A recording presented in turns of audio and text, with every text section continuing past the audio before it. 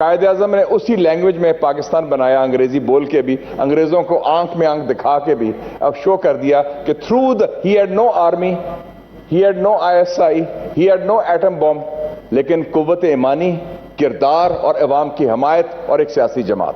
اور دوسرا جو آپ کا نیک شگون ہوا کہ روس کے وزٹ کے بعد ہمارے ایک راستے کھل گئے, تیل بھی آ گیا. اور آج ایک بڑا امپورٹنٹ بات ہوئی ہے کہ we talk of the house of federation. آج واقعی اس کی جو اپنی شناخت ہے اور اپنا ایک رول ہے وہ آپ نے جو بل پیش کروایا وہ کر دیا. اینڈ جسٹ ون اور ٹو تھنگس جو بات ہوئی اس ڈیبیٹ پر, جب یہ ہوا تھا 2017 میں میاں صاحب کے حوالے سے, I was the first man and only man to say in this house that this is a soft coup. It was a soft coup done by the then military establishment through the judiciary. We should call a spade a spade.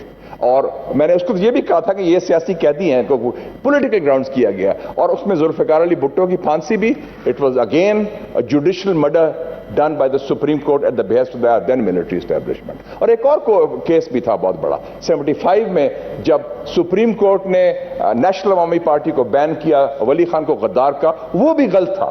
اس لیے تینوں cases ولی خان کے, ذوالفقار علی بھٹو کے, میاں نواز شریف کے, they have never been seen as precedents. تو جو غلط چیز ہے وہ غلط ہے.